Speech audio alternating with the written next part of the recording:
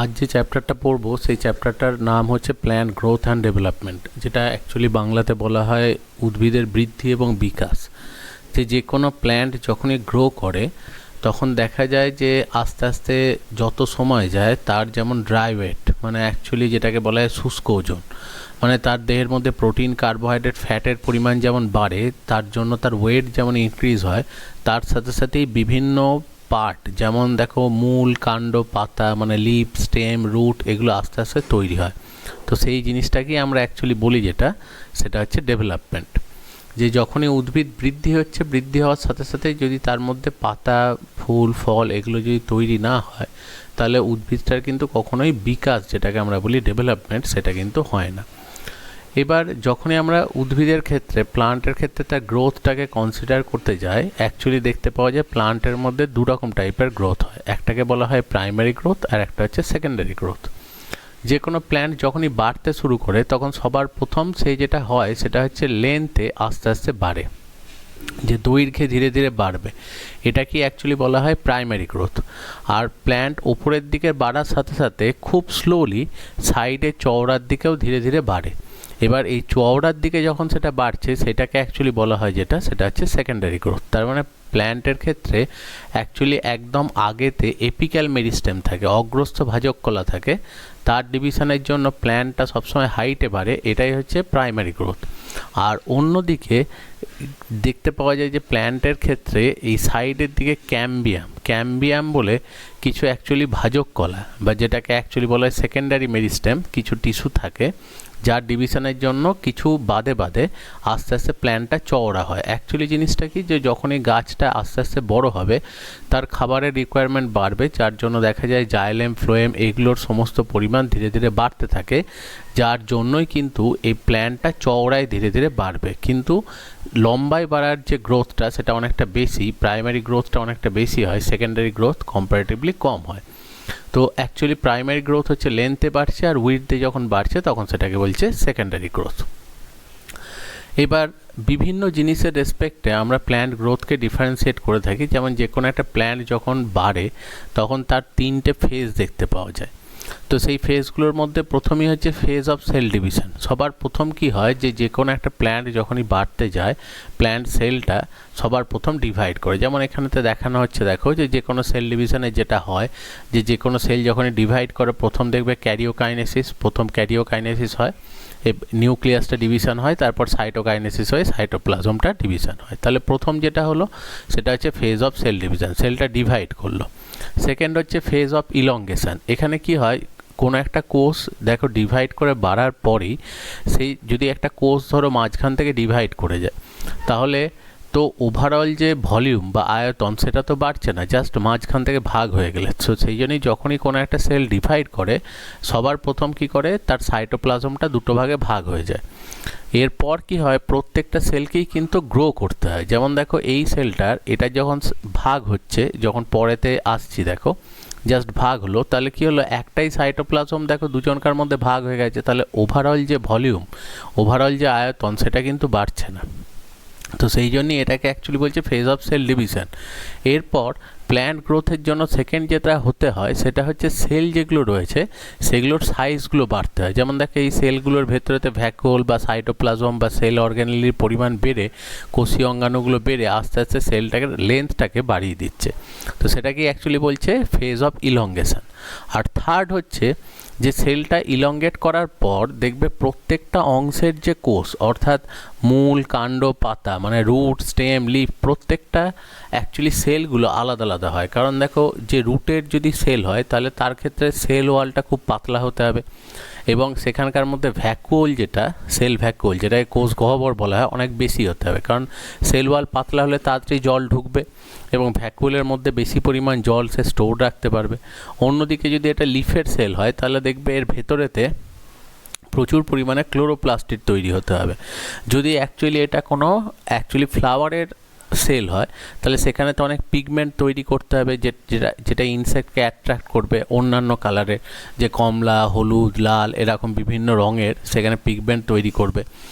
কোনো সময় যদি এটা স্টেমের সেল হয়, তাহলে সেক্ষেত্রে দেখো এরকম সেকেন্ডারি সেল ওয়াল গ্রোথ যেটাকে বলা হয়, যে সেল ওয়ালগুলো এরকম রিংয়ের মতো হয়ে আরও বেশি চওড়া হয়ে যায়, যাতে এটা স্ট্রেংথ প্রোভাইড করে যে গাছটাকে ধরে রাখতে পারে। তাহলে তার মধ্যেতে স্পেশালাইজেশন দেখা যায়, তাহলে সেই জিনিসটাকেই বলছে ফেজ অফ ডিফারেন্সিয়েশন। তাহলে যে কোনো প্ল্যান্টের গ্রোথের সময় 3টে ফেজ হয়। প্রথম হচ্ছে phase of cell division, first কোষটা বিভাজন হয়। সেকেন্ড হচ্ছে ফেজ অফ ইলংগেশন, সেলটা সাইজে বাড়ে। থার্ড হচ্ছে যে পার্টের সেল, অর্থাৎ সেটা মূল, কাণ্ড, পাতা, কোন পার্টের সেল তার উপর ডিপেন্ড করে এই সেলটার মধ্যে মডিফিকেশান হয়। এটাকেই অ্যাকচুয়ালি বলা হয় ফেজ অফ ডিফারেন্সিয়েশন, যার জন্য স্পেশালাইজড সেল প্রত্যেকটা পার্টের জন্য তৈরি হয়, সেটা root, stem, leaf, fruit, flower যেখানে হবে সেরকম। এবার এই সেল ডিভিশনের যে নেচারটা রয়েছে বা সেল ডিফারেন্সিয়েশনের যে নেচারটা রয়েছে, তার বিভিন্ন বেসিসে অ্যাকচুয়ালি প্ল্যান্ট গ্রোথটাকে আমরা ক্লাসিফাই করি। যেমন প্রথম দেখো একটা দেয়া হচ্ছে এখানে, যে on the basis of nature vegetative growth, মানে যখনই কোনো একটা গাছকে মাটিতে বসানো হয়, সবার প্রথম দেখবে গাছটার অ্যাকচুয়ালি লেন্থে বাড়ছে, তার রুটটা বাড়ছে, তার স্টেমটা বাড়ছে, সেখানে লিফ তৈরি হচ্ছে। তো যখন এমনি জাস্ট প্ল্যান্টটা গ্রো করছে, তখন সেটাকে অ্যাকচুয়ালি বলা হয় ভেজিটেটিভ গ্রোথ। সেকেন্ড হচ্ছে রিজেনারেটিভ গ্রোথ, মানে প্ল্যান্টের কোনো পার্ট যদি নষ্ট হয়ে যায়, কারণ লিফ বা স্টেম বা রুটের বিভিন্ন অংশ দেখা যায় বিভিন্ন সময় নষ্ট হয়ে যায়, ঝড়েতে হোক বা অনেক সময় বয়স হয়ে গেলে দেবে পাতাগুলো হলুদ হয়ে নষ্ট হয়ে পড়ে যাচ্ছে, তখন তার জায়গায় নতুন আবার দেখা যায় ব্রাঞ্চ তৈরি হয় বা তার জায়গায় নতুন লিফ তৈরি হয়, সেটাকে অ্যাকচুয়ালি বলা হয় রিজেনারেটিভ গ্রোথ। আর রিপ্রোডাক্টিভ গ্রোথ হচ্ছে যখন প্ল্যান্টটা একটা সার্টেন লিমিট অবধি সে বেড়ে যায়, যে প্ল্যান্টটা আস্তে আস্তে অনেকটা গ্রো করে গেছে, সাফিসিয়েন্ট সে লিফ তৈরি করে নিয়েছে, রুট তার অনেকটা স্প্রেড করে গেছে বা ব্রাঞ্চেসগুলোও অনেকটা স্প্রেড করে গেছে, তখন যেটা হয় সেটা হচ্ছে তখন ওই প্ল্যান্টটার মধ্যেতে আস্তে আস্তে ফ্লাওয়ার আসতে শুরু করে, মানে যাতে ফ্লাওয়ার যেটা তৈরি হলো, ফুল যেটা, সেখান থেকেই ফ্রুট অ্যাকচুয়ালি ফল হবে এবং তার মধ্যে সিড থাকবে যেখান থেকে নতুন আবার প্ল্যান্ট সে তৈরি করতে পারবে। তার মানে প্রথমেই দেখো ভেজিটেটিভ গ্রোথ হয়, ভেজিটেটিভ গ্রোথের প্ল্যান্টটা নিজে সারভাইভ করার জন্য ফার্স্টে বাড়ছে, তারপর যদি তার কোনো পার্ট নষ্ট হয় সেটাকে সে আবার রিকভার করে নিচ্ছে, রিজেনারেটিভ গ্রোথ। আর রিপ্রোডাক্টিভ গ্রোথ হচ্ছে কি, যে নেক্সট আবার কোনো একটা প্ল্যান্ট তৈরি করার জন্য সে অ্যাকচুয়ালি গ্রো করছে। তাহলে এই 3টে ফেজ আমরা দেখতে পাই, তাহলে এটা অ্যাকচুয়ালি প্ল্যান্ট গ্রোথের নেচারের ওপর বেস করে। আর একটা জিনিস হয় সেটা হচ্ছে on the basis of sight of plant growth, যে কোথায় প্ল্যান্ট গ্রোথটা হচ্ছে, যেমন প্রাইমারি আর সেকেন্ডারি গ্রোথ। এক্ষুনি আমরা পড়লাম যে প্ল্যান্ট যখনই বাড়তে শুরু করে, তার অ্যাকচুয়ালি প্রাইমারি মেরিস্টেম যেটাকে দেখবে বলে এপিক্যাল মেরিস্টেম, সেটা ডিভাইড করার জন্য প্ল্যান্টটা লেন্থে বাড়ে, তো এইটাই হচ্ছে প্রাইমারি গ্রোথ। আর আস্তে আস্তে সেকেন্ডারি মেরিস্টেম ক্যাম্বিয়াম ডিভাইড করার জন্য যখন প্ল্যান্টটা অ্যাকচুয়ালি চওড়ায় বাড়ছে, তখন সেটাকে অ্যাকচুয়ালি বলছে সেটা হচ্ছে সেকেন্ডারি গ্রোথ। তাহলে প্রাইমারি গ্রোথ, সেকেন্ডারি গ্রোথ, এটা আগে আমরা পড়েছি। আর একটা খুব ভাইটাল আছে on the basis of duration of growth, মানে কতক্ষণ ধরে অ্যাকচুয়ালি গ্রোথটা চলছে।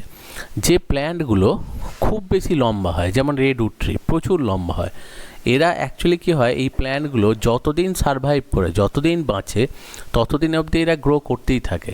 প্রায় দেখা যায় রেডউড ট্রি যেটা থাকে সেটা হচ্ছে প্রায় 250 ফুট, এদের লম্বা যেটা হয় সেটা হচ্ছে প্রায় 250 ফুট লম্বা হয়। তাহলে 250 ফুট লম্বা মানে একটা বিরাট আকার, মানে প্রায় ধরে নেওয়া যেতে পারে 25 তলা বাড়ির সমান তার হাইট।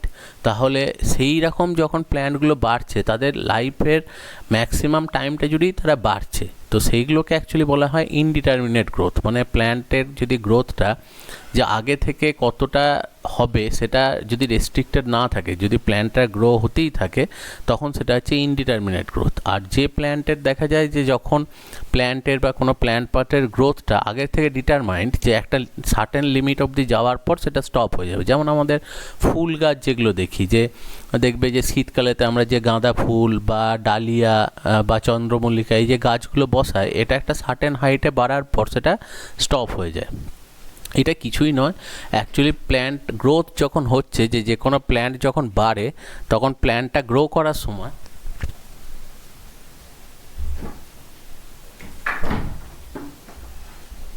প্ল্যান্টটা গ্রো করার সময় যেটা হয় সেটা হচ্ছে এপিক্যাল মেরিস্টেম যেটা থাকে গাছের, এপিক্যাল মেরিস্টেমটা যদি কখনো ফ্লোরাল বাড না হয়, এপিক্যাল মেরিস্টেমে যদি অগ্রস্থ ভাজক কলাটা কখনো পুষ্পমুকুলে রূপান্তর না হয়, তাহলে তার গ্রোথটা চলতেই থাকে, সেটা হচ্ছে ইনডিটারমিনেট গ্রোথ। আর যদি ওর গ্রোথটা একটা সার্টেন লিমিট অবধি যাওয়ার পর যদি দেখতে পাওয়া যায় যে কোনো সময় এপিক্যাল বাড যেটা রয়েছে, এপিক্যাল বাডটা যদি অ্যাকচুয়ালি দেখা যায় যে সেটা মানে ফ্লোরাল বাডে কনভার্ট হয়, তাহলে কিন্তু একটা সার্টেন লিমিট অবধি ওটা বাড়ার পর ওটার গ্রোথটা কিন্তু অ্যাকচুয়ালি দেখা যায় যে থেমে যায়। তো তখন সেটাকে অ্যাকচুয়ালি বলা হয় যেটা, সেটা হচ্ছে ডিটারমিনেট গ্রোথ। তাহলে একটা রয়েছে ইনডিটারমিনেট গ্রোথ, আর সেকেন্ড যেটা রয়েছে সেটা হচ্ছে ডিটারমিনেট গ্রোথ। তাহলে দুটো টাইপের প্ল্যান্ট গ্রোথ আমরা দেখতে পাই। অন্যদিকে দেখো সেকেন্ড আর একটা ক্লাসিফিকেশান করা হচ্ছে, সেটা হচ্ছে মেটাবলিক রেটের ওপর অ্যাকচুয়ালি ভিত্তি করে, যে সেলগুলো কত বেশি অ্যাক্টিভ তার উপর ডিপেন্ড করে একটা ক্লাসিফিকেশান করা হচ্ছে। একটা হচ্ছে পজিটিভ গ্রোথ, একটা হচ্ছে নেগেটিভ গ্রোথ। অর্থাৎ যখন আমরা কোনো প্ল্যান্টের ক্ষেত্রে দেখবে প্ল্যান্টটা যখন তৈরি হতে শুরু হচ্ছে, তখন প্ল্যান্টের আস্তে আস্তে রুট, স্টেম, লিফ এগুলো ক্রমাগত বাড়ছে, তাহলে যেহেতু ড্রাই ওয়েট তখন ইনক্রিজ হচ্ছে, তখন সেটাকে অ্যাকচুয়ালি বলা হয় পজিটিভ গ্রোথ। কিন্তু দেখবে একটা সার্টেন এজের পর যখন প্ল্যান্টটা আস্তে আস্তে নষ্ট হতে শুরু করে, তখন নষ্ট হওয়ার সময় দেখা যায় যে তার বডির মধ্যে বিভিন্ন পার্টগুলো ধীরে ধীরে নষ্ট হয়ে যাচ্ছে, মানে ফ্লাওয়ার, ফ্রুট বা লিফগুলো আস্তে আস্তে নষ্ট হচ্ছে।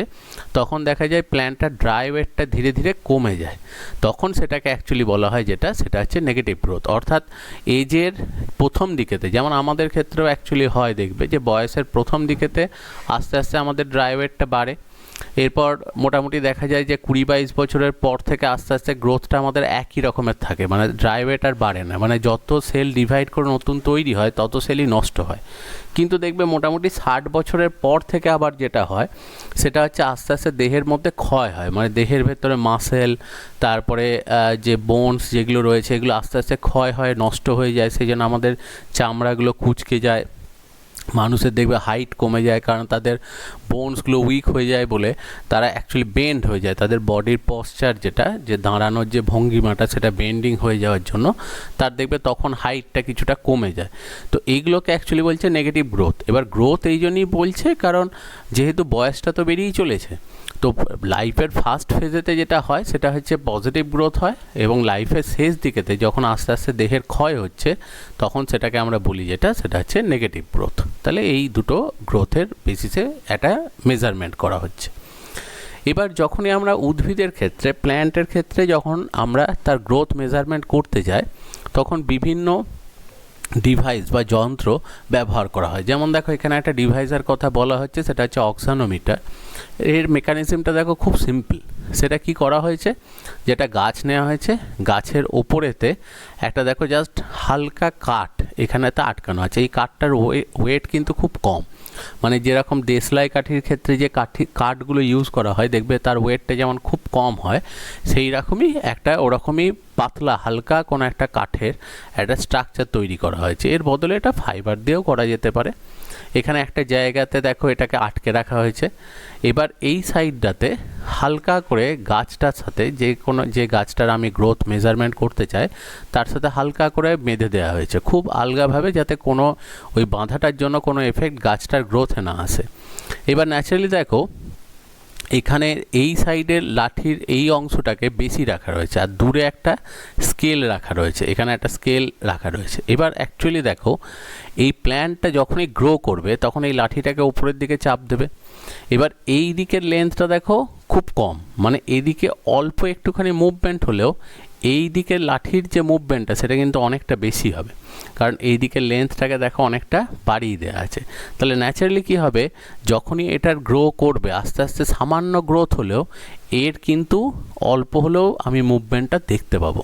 তার মানে অ্যাকচুয়ালি এটা কি করছে, কিছুটা দেখো মুভমেন্টটাকে ভালো করে অবজার্ভ করার জন্য এরকম একটা সিস্টেম করা হয়েছে। এবার ধরো এই যে সেটআপটা রয়েছে এটাকে রোদের মধ্যে রেখে বা কখনো ছায়ার মধ্যে রেখে, কোনো দিন জল একটু বেশি দিয়ে, কোনো দিন জল একটু কম দিয়ে, কোনো দিন মিনারেলস দিয়ে, কোনো দিন মিনারেলস না দিয়ে যদি আমরা এক একটা পরিবেশের মধ্যে রাখি, তাহলে সেই সমস্ত ফ্যাক্টরগুলো গ্রোথকে কিভাবে এফেক্ট করছে তার রেজাল্টগুলো কিন্তু আমরা এখানে পাবো, যে কোন দিন গ্রোথ বেশি হলো, কোন দিন কম হলো, কোন দিন গ্রোথ হলোই না, সেগুলো সব কিছুই কিন্তু আমরা মেজার করতে পারবো।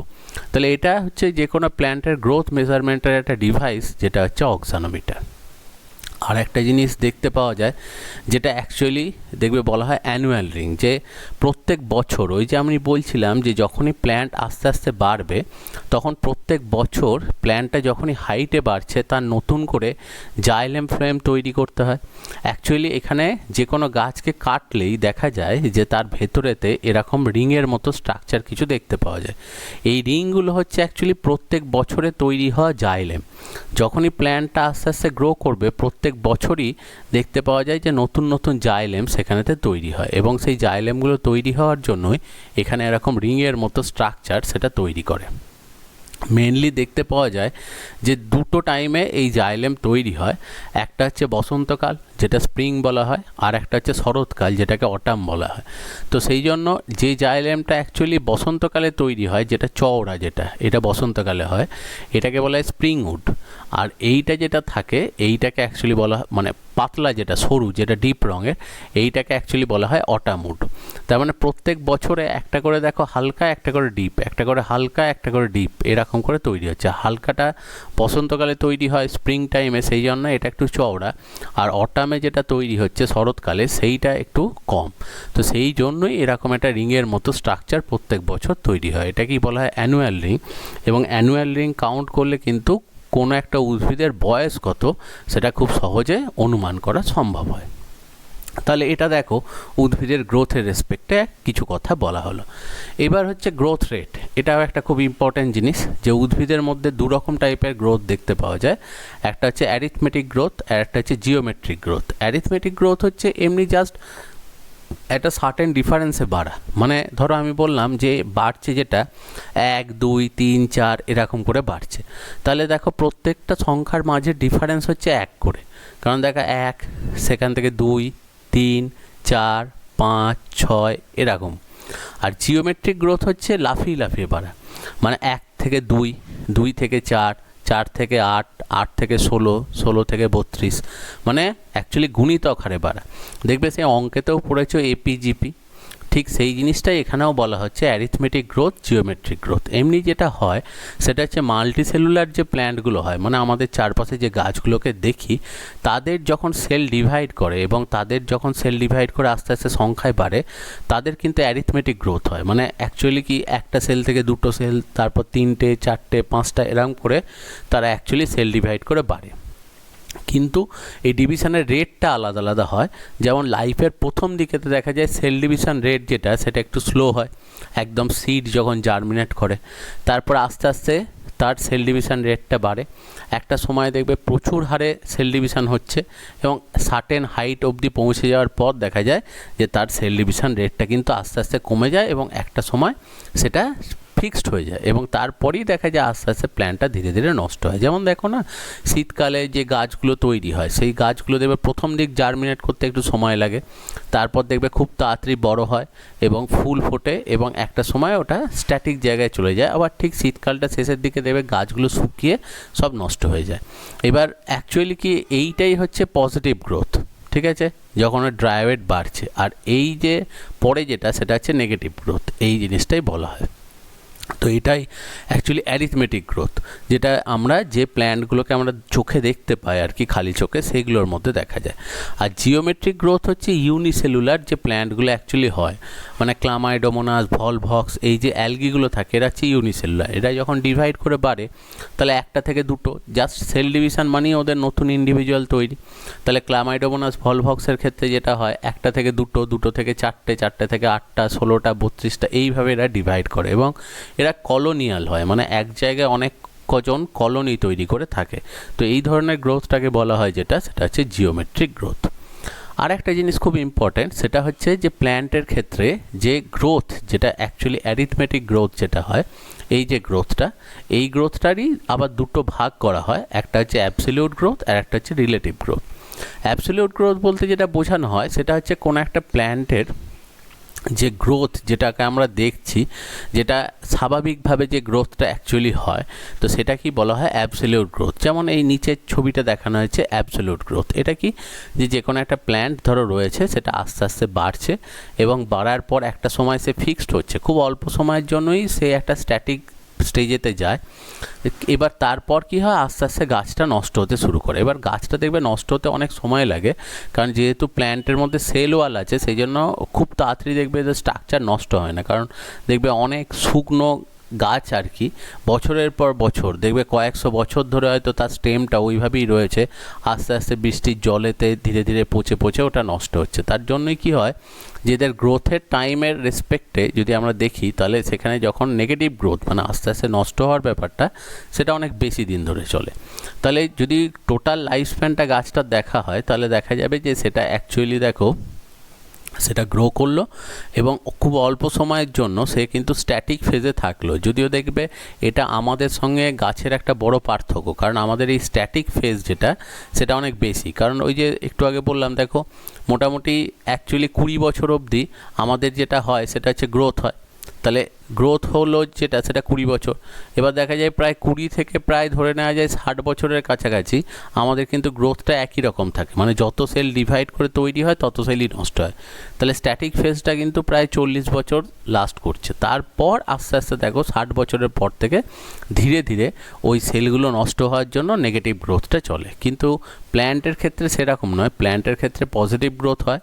স্টেশনারি ফেজ যেটা, সেটা খুব সামান্য সময়ের জন্য, কিন্তু ওদের নেগেটিভ গ্রোথ যেটা, সেটা অনেক দিন। মানে প্ল্যান্ট অ্যাকচুয়ালি সেলগুলো নষ্ট হয়ে গেলেও সেল ওয়াল যেহেতু আছে, সেল ওয়াল অনেক দিন পারসিস্ট করে। কারণ এই যে আমাদের বাড়িতে যাবতীয় যে জিনিসগুলো তৈরি করা হয়, এই যে ধরো কাঠের যে জিনিসগুলো, যে খাট, তারপর ধরো জানলা দরজা, টেবিল চেয়ার, এগুলো সবই দেখো কাঠ দিয়ে তৈরি, সেগুলো কিন্তু চট করে নষ্ট হয় না, অনেক দিন সময় লাগে নষ্ট হতে। তো ন্যাচারালি সেই জন্যই এদের নেগেটিভ গ্রোথটা গাছের ক্ষেত্রে অনেক বেশি হয়।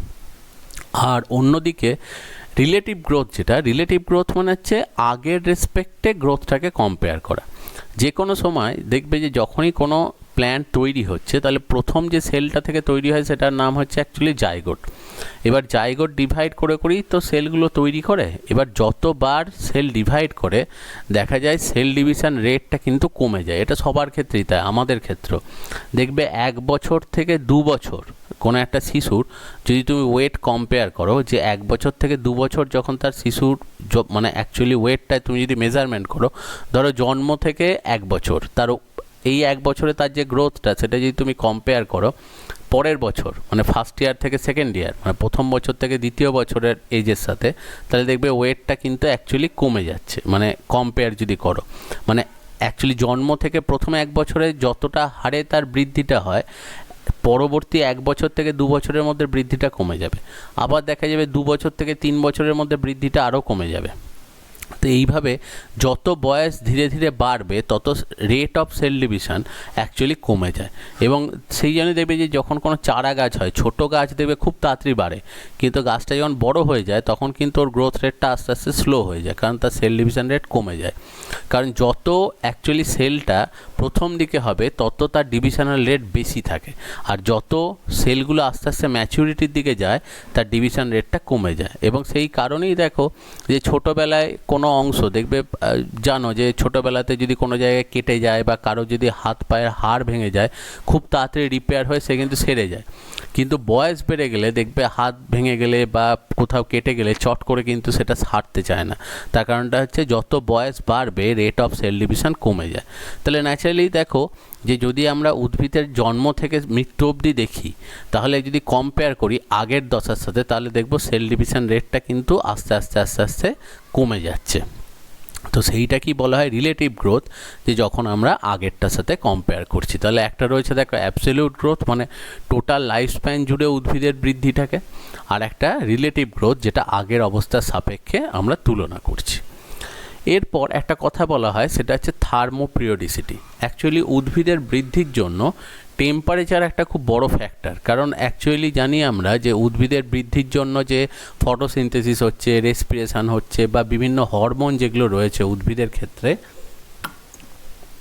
সেই সমস্ত জিনিসগুলো অ্যাকচুয়ালি দেখা যায় টেম্পারেচারের ওপর ডিপেন্ডেন্ট, কারণ এনজাইমগুলো সমস্তই অ্যাকচুয়ালি টেম্পারেচারে একটা সার্টেন টেম্পারেচারে কাজ করে, কারণ যে কোনো এনজাইমের নিয়মই হচ্ছে সে একটা নির্দিষ্ট তাপমাত্রা একটা নির্দিষ্ট পিএইচে সবসময় কাজ করে থাকে।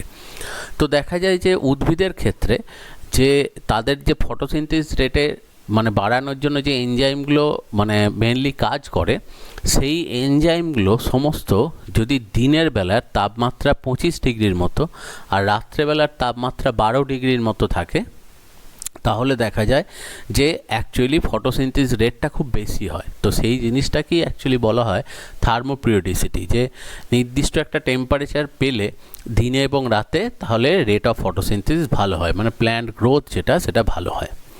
আর ফটোপিরিওডিসিটি বলতে যেটা বোঝানো হয় সেটা হচ্ছে অ্যাকচুয়ালি আলো, যে উদ্ভিদের আলো কতটা প্রয়োজন যেগুলো জন্য প্ল্যান্টের গ্রোথ হয়, এটা কিন্তু ভ্যারি করে।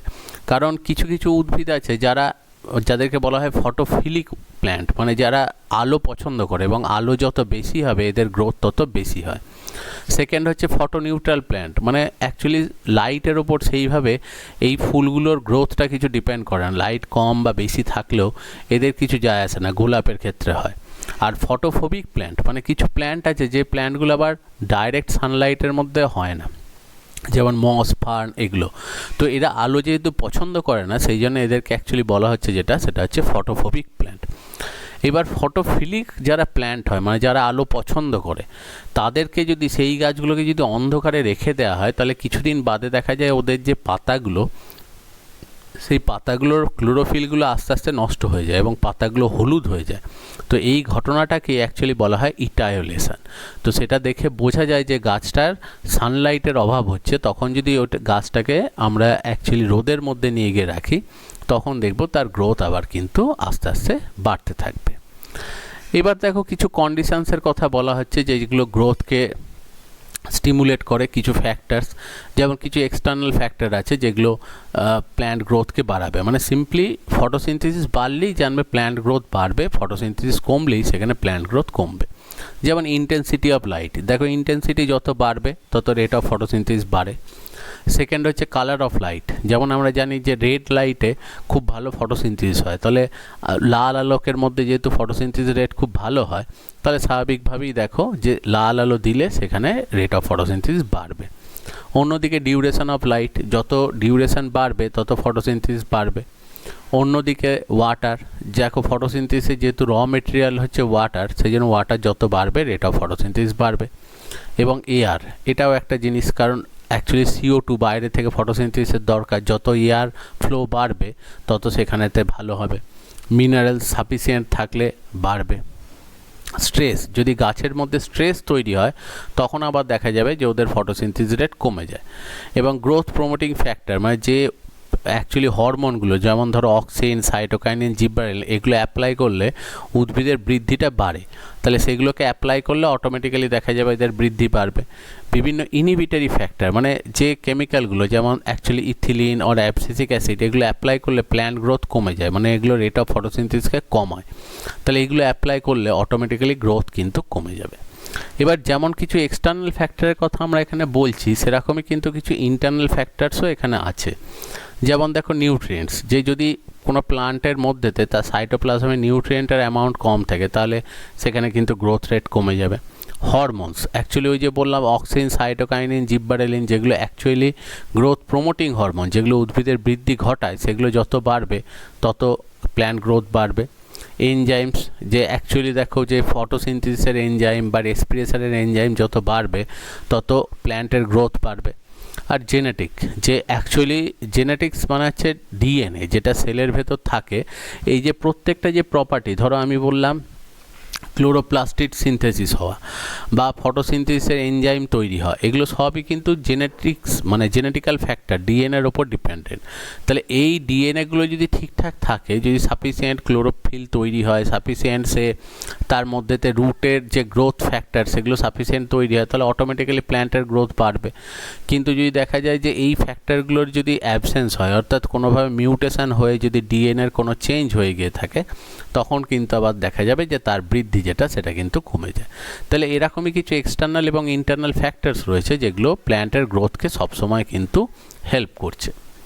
এটা ছাড়াও যেগুলো রয়েছে দেখো, সেটা হচ্ছে টিস্যু কালচার, একটা ভাইটাল জিনিস। যে টিস্যু কালচার যেটা যেমন অ্যাকচুয়ালি বলা হয় দেখবে মাইক্রো প্রপাগেশন টেকনিক, যে অনেক ক্ষেত্রে আর্টিফিশিয়ালি এখন প্ল্যান্টকে গ্রো করানোর জন্য দেখবে মাইক্রো প্রপাগেশন বলে একটা টেকনিককে ইউজ করা হয়, যেখানে কি করে যে ন্যাচারালি ধরো কোথাও একটা কোনো গাছ রয়েছে সেটা গ্রো করছে, এবার জেনারেলি সিডের থ্রু দিয়ে যদি গাছকে আমরা গ্রো করাতে চাই তাহলে সেখানেতে সিড যে কটা তৈরি হবে, যে কটা জার্মিনেট করবে তার উপরেই ডিপেন্ড করে আমি অ্যাকচুয়ালি নতুন প্ল্যান্ট পাবো। তাহলে আমি কিন্তু খুব বেশি পরিমাণ সিড যদি কোনো গাছের চাই, বিশেষ করে যে গাছগুলোর ক্ষেত্রে সিড খুব কম তৈরি হয়, বা কিছু গাছ আছে যেমন অর্কিড, যেমন এদের ক্ষেত্রে সিড তৈরি হয় না, এইগুলোর জন্য আমি যদি খুব তাড়াতাড়ি গ্রো করাতে চাই তাহলে কি করতে হবে আমায়, যে কোনো একটা প্ল্যান্টের ধরো এরকম যখন প্ল্যান্টটা বাড়ছে তার কোনো একটা মেরিস্টেমেটিক টিস্যু ভাজক কলা আমি আলাদা করে নিলাম। এবার সেটা যদি না পাই আমি কোনো রুট স্টেম বা লিফেরও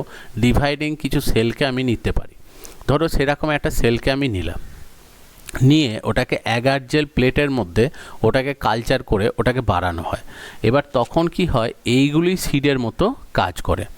এবার এই যে সেল যেগুলো এখানে আস্তে আস্তে তৈরি হলো, এইগুলোকে নিয়ে আমি এবার বিভিন্ন কালচার মিডিয়ামে যদি সেগুলোকে রেখে দিই তাহলে দেখব যে সেখান থেকে আবার কিন্তু নতুন গাছ তৈরি হবে। এবং এই যে টেকনিকটা রয়েছে এই টেকনিকটাকে আমরা যেটা বলি সেটাই হচ্ছে অ্যাকচুয়ালি কিন্তু টিস্যু কালচার। এবার এই যে টিস্যু কালচার যে টেকনিকটা রয়েছে এখানে কি করা হয়, যে গাছটা থেকে আমি পার্টটা নিচ্ছি, যে পার্টটাকে আমি নিলাম এই সেলটা থেকে, সেটাকে বলা হচ্ছে এক্সপ্ল্যান্ট। এবার সেটাকে নিয়ে যখন কালচার মিডিয়ামেতে বাড়াচ্ছি, দিয়ে যেটা তৈরি হলো এটাকে অ্যাকচুয়ালি বলা হয় ক্যালাস, এবং অনেক ক্ষেত্রে এই টিস্যু কালচারে এই জিনিসটাকে বলা হয় ক্যালাস কালচার। এবং সেটাকে নিয়ে যখন আমি এরকম আর্টিফিশিয়ালি বিভিন্ন অ্যাগার জেল প্লেটের মধ্যে দিয়ে দিচ্ছি, গ্রো করাচ্ছি, দিয়ে ছোটো ছোটো নতুন প্ল্যান্ট তৈরি করছি, এই গাছগুলোকে অ্যাকচুয়ালি বলছে প্ল্যান্টলেট। তাহলে তিনটে টার্ম, এক্সপ্ল্যান্ট, ক্যালাস আর প্ল্যান্টলেট। এবার যখনই ক্যালাস কালচার করা হয় এখানে যেটা করা হয় সেটা হচ্ছে অক্সিন আর সাইটোকাইনিনের পার্সেন্টেজ সমান রাখা হয়, তো সেই জন্যই ক্যালাস ফর্মেশনটা হয়। এরপর যখন এখান থেকে কিছু পার্ট নিয়ে আমি অ্যাগার জেল প্লেটেতে দেবো, সবার প্রথম এখানেতে অক্সিনের পার্সেন্টেজটা একটু বাড়িয়ে দিতে হয়। এবার মানে সাইটোকাইনেরও থাকবে, অক্সিন পার্সেন্টেজ একটু বাড়িয়ে দিলে রুট ফর্মেশন হয়, মূলটা তৈরি হয়। তারপর কি করা হয়, কিছুদিন বাদে সাইটোকাইনিনের পার্সেন্টেজটা একটু বাড়িয়ে দেওয়া হয়, তখন আবার স্টেমটা তৈরি হয়, দিয়ে গোটা গাছটা তৈরি হয়। এটাকে অ্যাকচুয়ালি বলছে প্ল্যান্টলেট। এবং যখনই টিস্যু কালচারের এই কাজটা করা হয় সেখানে তিনটে টার্ম আসে খুব ইম্পর্টেন্ট, একটা হচ্ছে ডিফারেন্সিয়েশন, একটা হচ্ছে ডিফারেন্সিয়েশন, একটা রিডিফারেন্সিয়েশন। ডিফারেন্সিয়েশন মানে হচ্ছে বিভিন্ন অঙ্গ তৈরি হয় যখন উদ্ভিদটা দেখো গ্রো করছে। এই যে ধরো উদ্ভিদের ক্ষেত্রে এই যে গ্রোথ হচ্ছে, আস্তে আস্তে দেখো ধীরে ধীরে গাছটা বাড়ছে, কিন্তু এই অবস্থাতে এর স্টেম লিফ বলে কিছুই কিন্তু নেই। কিন্তু যখনই গাছটা বাড়তে বাড়তে একটু বড় হবে তখন আস্তে আস্তে দেখা যাবে এখানে লিফ তৈরি হবে, ব্রাঞ্চ তৈরি হবে বা স্টেম তৈরি হবে, নিচের দিকে যে রুট তৈরি হবে। তাহলে যখন কোনো প্ল্যান্ট যখনই গ্রো করছে, সেল ডিভাইড করে যখনই প্ল্যান্টটা বাড়তে যাচ্ছে, তখনই অ্যাকচুয়ালি যেটা হয় সেটা হচ্ছে যখনই এটা বাড়ছে তখনই এখানে এই যে লিফ স্টেম বা রুট যেগুলো তৈরি হচ্ছে এইটাই হচ্ছে যেটা, সেটা হচ্ছে ডিফারেন্সিয়েশন। ডিফারেন্সিয়েশন কি, দেখো এর তো একটা লিফ স্টেম বা রুট কিছু তৈরি করছিল, সেই রকম একটা সেলকে মানে যে অলরেডি ডিফারেন্সিয়েটেড হয়ে গেছিলো, যে কোনো একটা প্ল্যান্ট মানে কোনো একটা কাজ করার জন্য সে যখন অ্যাকচুয়ালি নিযুক্ত হয়ে গেছিলো, যে তাকে হয়তো লিফ তৈরি করা হয়েছে, সেখান থেকে হয়তো ফটোসিনথেসিস হচ্ছে বা সেটা স্টেম তৈরি করা হয়েছে বা রুট তৈরি করা হয়েছে, সে তার মতো করে কাজ করছিল। সেই অবস্থায় সেই রকম কোনো একটা পার্ট থেকে অর্থাৎ লিফ থেকে বা রুট থেকে বা স্টেম থেকে একটা সেলকে নিয়ে এসে যখন কালচার মিডিয়ামে ফেলে সেখানে আমি অক্সিন সাইটোকাইনিন দিয়ে দিচ্ছি, তখন সে আবার কি করছে, তার যে কাজটা সেটা সে ভুলে গিয়ে আবার কনস্ট্যান্টলি ডিভাইড করে একটা সেল মাস তৈরি করে ফেলছে, যেটা ঠিক বীজের মধ্যে যে এমব্রিও থাকে তার মতো হয়ে যায়। অর্থাৎ তার যে কাজটা ছিল সেই কাজটাকে আমি এখানে নষ্ট করে দিলাম। মানে সে ধরো লিফের একটা পার্ট ছিল, যখন নিয়ে এসে আমি এখানে তাকে ফেলে ওখানে যখন অক্সিন সাইটোকাইনিন দিয়ে দিচ্ছি, দেখো যে সেলগুলো তৈরি হচ্ছে, এর মধ্যে কিন্তু আর গ্রিন পার্ট যেটা প্রথম দিকে সেলগুলোতে ছিল সেগুলো আর নেই। তার মানে ওর যে কাজটা দেওয়া হয়েছিল সেটা নষ্ট হয়ে গেল। তো সেই জন্য ওটাকে বলছে ডিফারেন্সিয়েশন। এবার এই ডি ডিফারেন্সিয়েটেড যে সেলগুলো রয়েছে এগুলোকে যেমন কালচার মিডিয়ামেতে রাখছি আমি, তাহলে ধরো এটা ছিল লিফের একটা পার্ট, তাহলে লিফটাকে নিয়ে এসে যখন এখানে আনলাম সেখান থেকে তৈরি হলো এমন কিছু সেল যে সেলগুলোর মধ্যেতে ওরকম কোনো স্পেশালাইজেশন আর থাকলো না যে তার মধ্যে ক্লোরোফিল তৈরি হচ্ছে বা কিছু সেরকম, সেটা একদম এমব্রিও বা ভ্রূণ যেরকম সেলগুলো থাকে তার মতো হয়ে গেল। তাহলে সেই জন্য এটাকে বলছে ডি ডিফারেন্সিয়েশন। তাহলে ডিফারেন্সিয়েশন মানে নর্মাল যখন প্ল্যান্ট গ্রোথ হচ্ছে তখন তাকে একটা কোনো কাজ দেয়া হয়েছিল, সেইটা হচ্ছে ডিফারেন্সিয়েশন। যখন সেই সেলটাকে নিয়ে এসে ফেলে দেওয়া হলো তখন দেখা গেল ওর কাজ যেটা ছিল সেটা নষ্ট হয়ে গেল, তখন সেটাকে বলছে ডি ডিফারেন্সিয়েশন, তার কাজটাকে নষ্ট করে দেওয়া হলো। এরপর সেটাকে যখন আমি কালচার মিডিয়ামেতে ফেলে দিয়ে সেটাকে গ্রো করাচ্ছি তখন দেখা যাচ্ছে আবার তার মানে সেখান থেকে সেটা ছিল অ্যাকচুয়ালি লিফের সেল, কিন্তু সেখান থেকে আবার দেখো রুট তৈরি হচ্ছে, স্টেম তৈরি হচ্ছে, লিফ তৈরি হচ্ছে, মানে সব রকম জিনিস তৈরি হতে পারছে, তখন সেটাকে অ্যাকচুয়ালি বলছে রিডিফারেন্সিয়েশন। সেটা আবার দেখো ছিল লিফের সেল, সেখান থেকে ওর কাজটাকে নষ্ট করে দিয়ে সেটাকে আবার যখন কালচার মিডিয়ামেতে নিয়ে গিয়ে আমি ফেলছি সেখান থেকে আবার নতুন করে রুট তৈরি হচ্ছে, নতুন করে স্টেম তৈরি হচ্ছে, তার মানে নতুন আবার তাকে একটা কাজ দেওয়া হলো। তো সেই জিনিসটাকে অ্যাকচুয়ালি বলছে রিডিফারেন্সিয়েশন। এটা গোটাটাই দেখো অ্যাকচুয়ালি আর্টিফিশিয়ালি করা হচ্ছে, তো সেই জন্য এই গোটা প্রসেসটাই কিন্তু অ্যাকচুয়ালি একটা আর্টিফিশিয়াল প্রসেস। তাহলে সেখানেই দেখো তিনটে কথা বলা হচ্ছে, ডিফারেন্সিয়েশন, ডিফারেন্সিয়েশন এবং রিডিফারেন্সিয়েশন।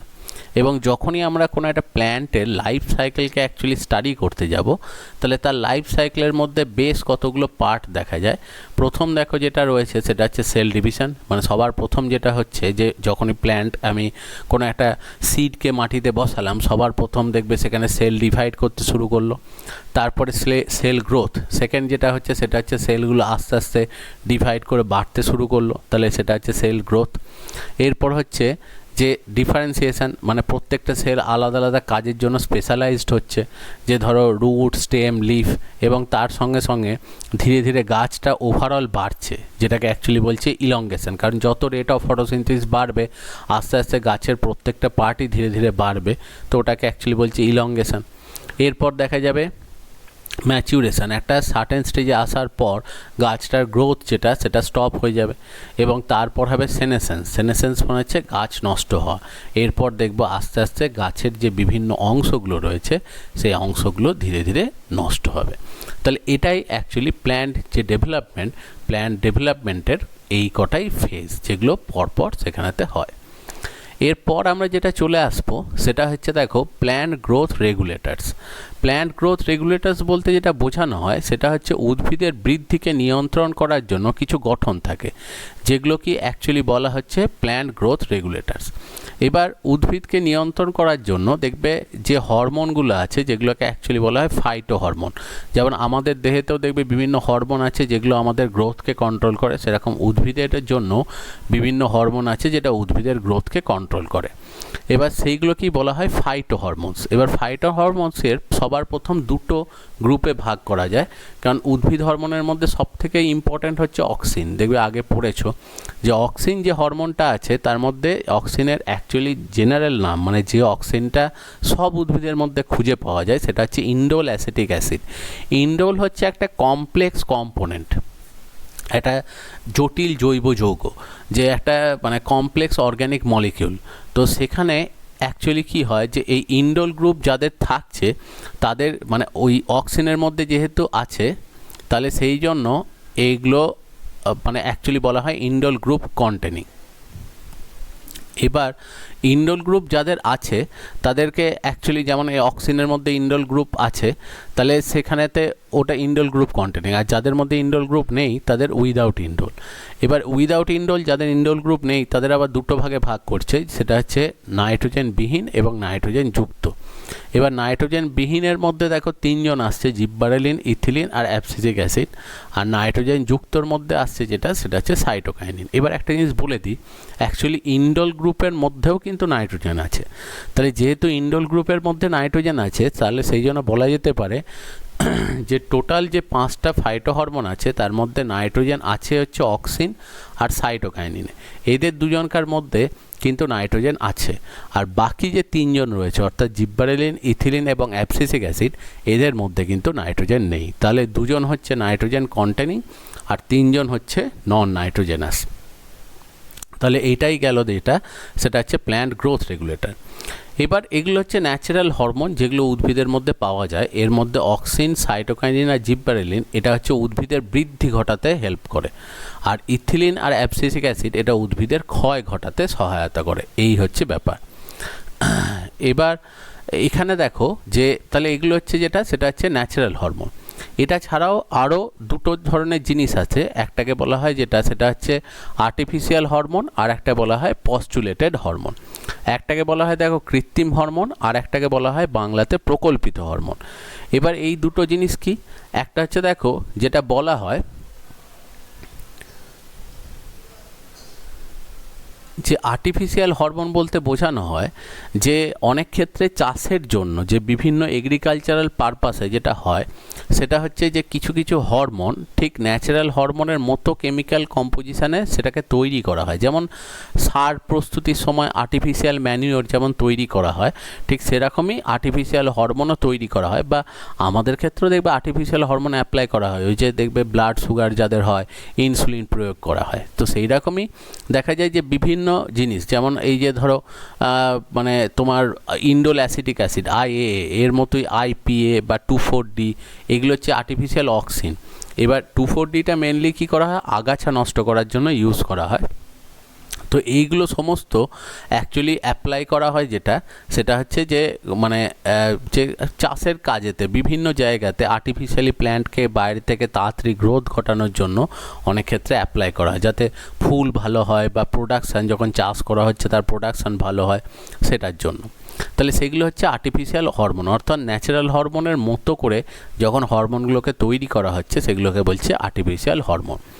আর একটা জিনিস যেটা রয়েছে সেটা হচ্ছে পস্টুলেটেড হরমোন, যেটাকে অ্যাকচুয়ালি বলা হয় পস্টুলেটেড হরমোন বলতে যেটা বোঝানো হয় সেটা হচ্ছে প্রকল্পিত হরমোন। যে কিছু কিছু হরমোন আছে, যেমন এই যে ভার্নালিন, ফ্লোরিজেন, এগুলোর কাজ দেখবে আমরা পড়বো পরেতে, যে কিছু হরমোন আছে যে হরমোনগুলো উদ্ভিদ দেহের মধ্যে খুঁজে পাওয়া গেছে, উদ্ভিদের দেহের মধ্যে সেগুলো আছে, কিন্তু এক্স্যাক্টলি প্ল্যান্ট বডিতে ওটা কি কাজ করে সেটা এখনও অবধি আমাদের সেইভাবে জানা নেই।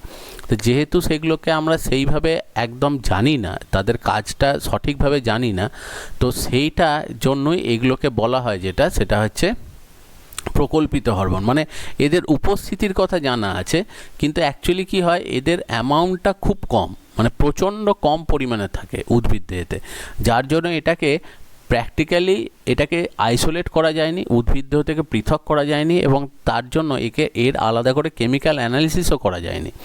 কেমিক্যাল অ্যানালিসিস যেহেতু করা যায়নি, তাহলে সেই জন্য এর সঠিক কার্যপদ্ধতিটা কী, মানে কিছু অনুমান করা হয় যে এই হরমোনটা এরকম কোনো একটা কাজ করে। যেমন ভার্নালিন যেটা করে সেটা হচ্ছে উদ্ভিদের তাড়াতাড়ি গ্রোথের জন্য হেল্প করে, মানে তাড়াতাড়ি ফল যাতে পাওয়া যায়, মানে তাড়াতাড়ি ফল তৈরি করতে কাজ করে।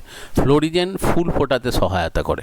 তো অ্যাকচুয়ালি এই হরমোনগুলোর কিছু কিছু ধারণা আছে যে ভার্নালিন অ্যাকচুয়ালি ফল তৈরি করতে কাজ করছে, ফ্লোরিজেন ফুল ফোটাতে সহায়তা করছে, কিন্তু কিভাবে করে, কারণ যেহেতু তার কেমিক্যাল স্ট্রাকচার জানা নেই, তাহলে কি কেমিক্যাল রিয়াকশানের থ্রু দিয়ে এটা করছে, কিভাবে এটা কন্ট্রোল করছে, সেটা সম্পর্কে কিন্তু অ্যাকচুয়ালি খুব ভালো একটা আইডিয়া নেই।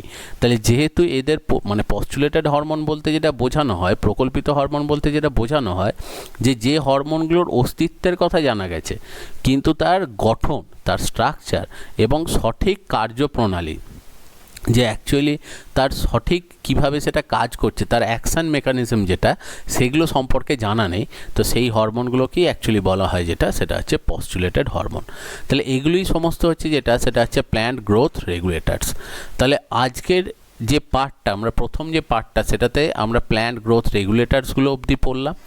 এবার নেক্সট যে ক্লাসটা হবে সেখানে তো আমরা অ্যাকচুয়ালি ফাইটো হরমোনস যেগুলো রয়েছে, যে বিভিন্ন ধরনের যে হরমোনগুলোর কথা পড়লাম, auxin, cytokinin, gibberellin, ethylene, abscisic acid, next ক্লাসেতে আমরা এদের কাজগুলোকে সম্পর্কে একটা একটা করে পড়ব।